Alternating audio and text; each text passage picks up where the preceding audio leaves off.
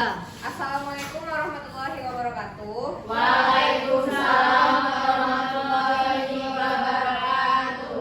Baik, di sini kami dari kelompok 1 akan mempresentasikan hasil diskusi kami konsep wirausaha, yang dimana saya sebagai moderator adalah dari pemateri Feby Pratiwi dan Yanta Sabrina sebagai penutulen. Baik, untuk mempersingkat waktu saya persilakan kepada Feby. Saya persilakan.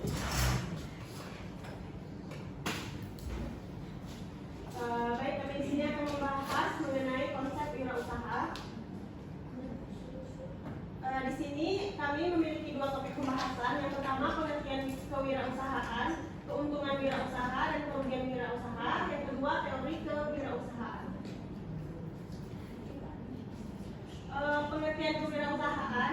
Kewirausahaan berasal dari kata wira dan usaha. Wira berarti pejuang, pahlawan, manusia unggul, teladan, berbudi luhur, gagah, berani, dan berwatak agung.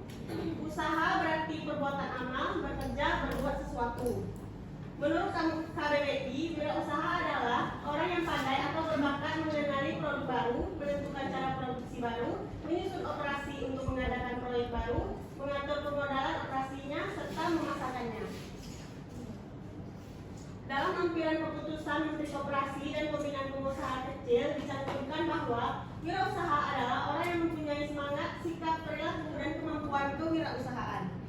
Kewirausahaan adalah semangat, sikap, perilaku, dan kemampuan seseorang dalam menangani usaha atau kegiatan yang mengarah pada upaya mencari, menciptakan, serta menerapkan cara kerja, teknologi, dan produk baru dengan meningkatkan efisiensi dalam rangka memberikan pelayanan yang lebih baik dan atau memperoleh keuntungan yang lebih besar.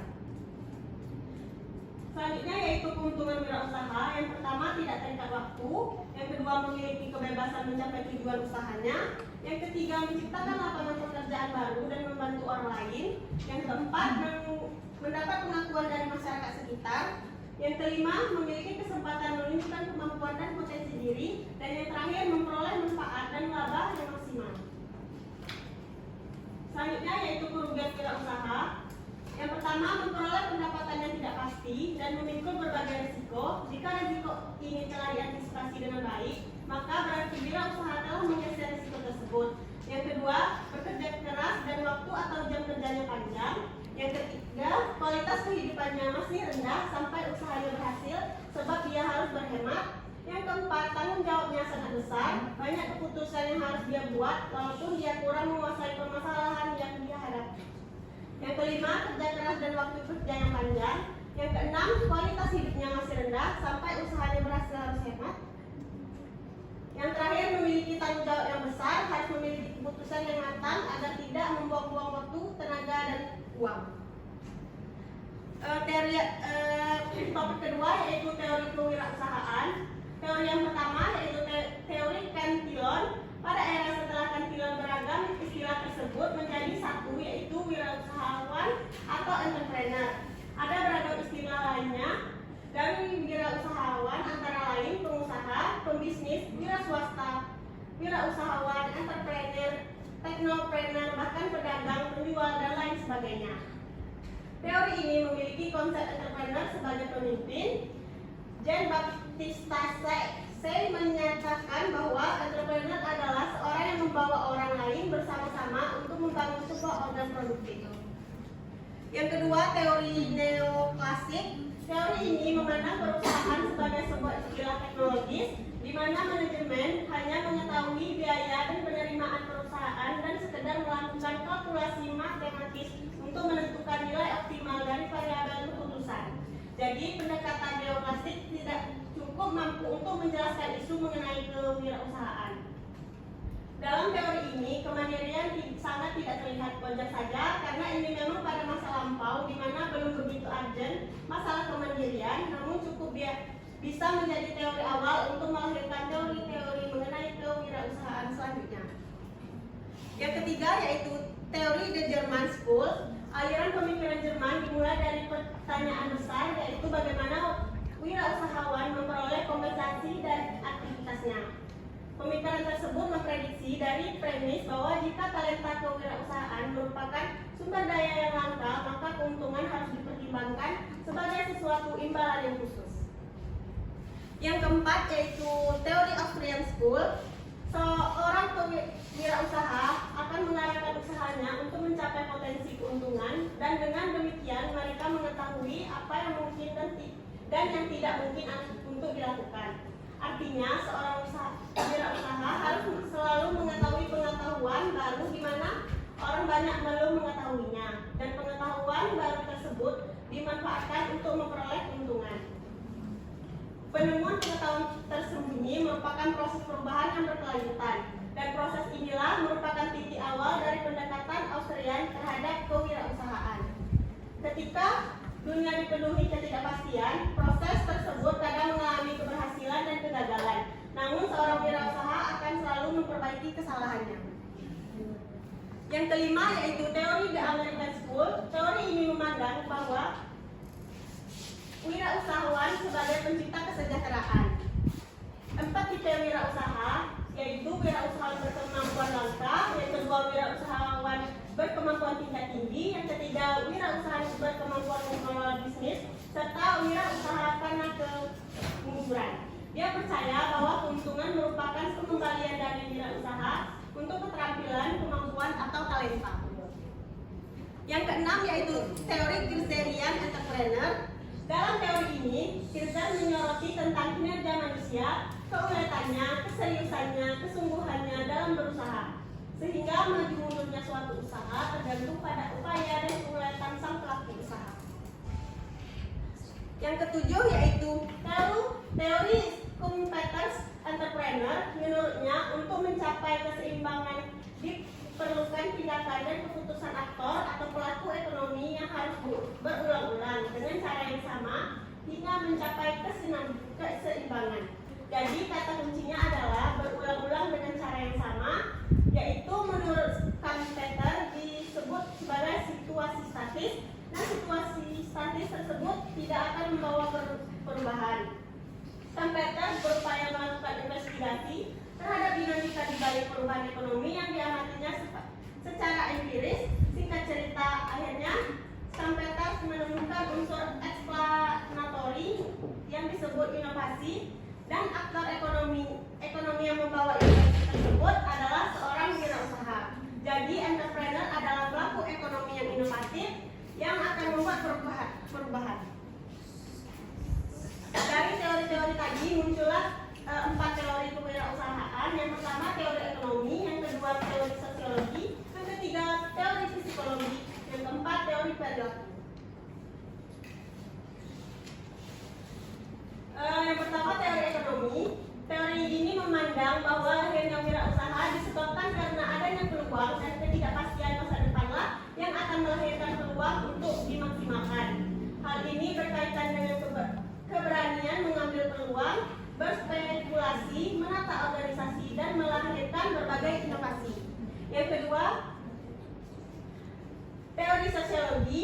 Teori ini lebih mempelajari tentang asal-usul budaya dan nilai-nilai sosial di suatu masyarakat yang akan berdampak pada kemampuannya menangani peluang usaha dan mengelola usaha. Sebagai contoh, orang etnis Cina dan Padang dikenal sebagai orang yang ulet berusaha, maka fakta di lapangannya menunjukkan bahwa banyak sekali orang Cina dan Padang yang meraih kesuksesan dalam kewirausahaannya. Yang ketiga yaitu teori psikologi. Teori ini lebih menekankan pada motif individu yang melatar belakangi dirinya untuk berwirausaha. Apabila sejak kecil ditanamkan untuk berprestasi, maka lebih besar kemungkinan seseorang individu lebih berani dalam menanggapi peluang usaha yang diperoleh. Yang terakhir yaitu teori perilaku.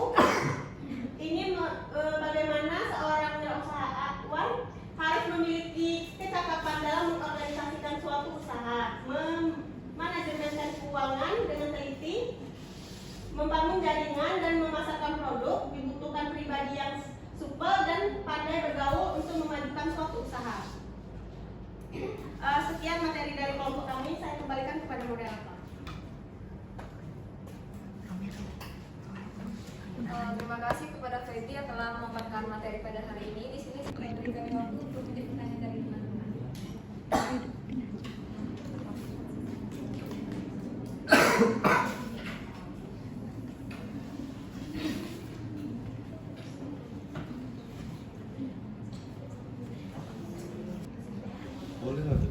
Baik, di sini Yata akan menjawab pertanyaan Maharika kepada Maharika.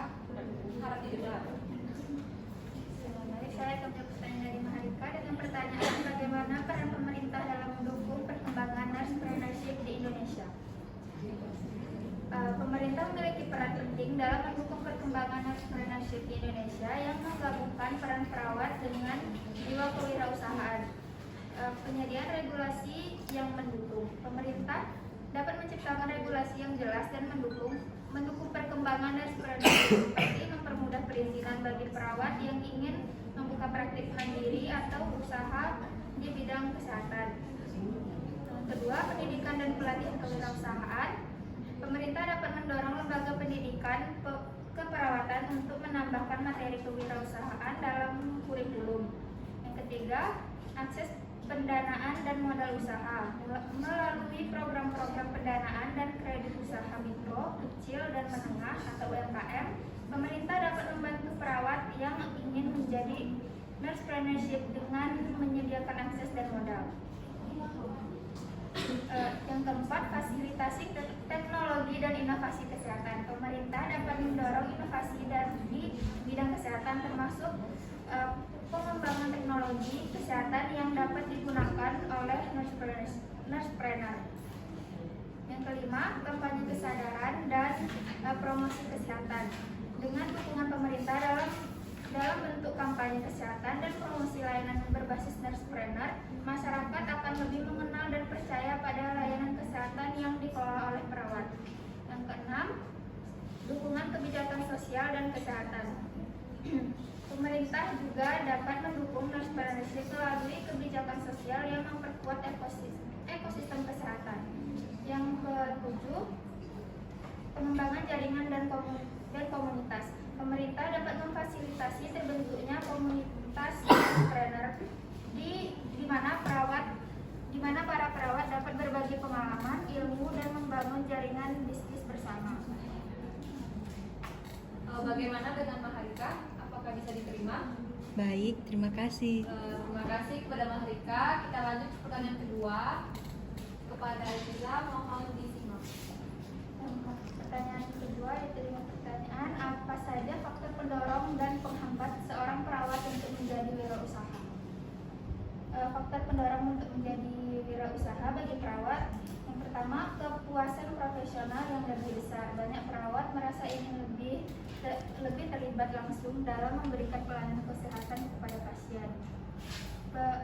Pertumbuhan karir yang cepat. Wirausaha seringkali menjadi jalan untuk mencapai pertumbuhan karir yang lebih cepat dan peluang pendapatan yang lebih tinggi dibandingkan dengan bekerja di institusi kesehatan. Yang ketiga, kemandirian. Perawat yang memiliki jiwa mandiri dan ingin memiliki kendali penuh atas pekerjaan mereka cenderung tertarik untuk menjadi wirausaha. Peluang bisnis yang luas. Adanya potensi pasar yang besar dibanding di bidang kesehatan seperti layanan home care, klinik khusus. Selanjutnya, faktor penghambat menjadi wirausaha di bidang perawat. Kurangnya keterampilan bisnis, ketidakpastian, beban kerja yang berat, kurangnya dukungan, peraturan dan birokrasi, modal yang terbatas. Bagaimana dengan Aziza? Apakah bisa diterima? Terima kasih kepada Aziza. Baik, berakhir sesi tanya jawab tadi, berakhir presentasi kami pada hari ini. Mohon maaf apabila ada kesalahan kata. Saya akhiri. Wassalamualaikum warahmatullahi wabarakatuh.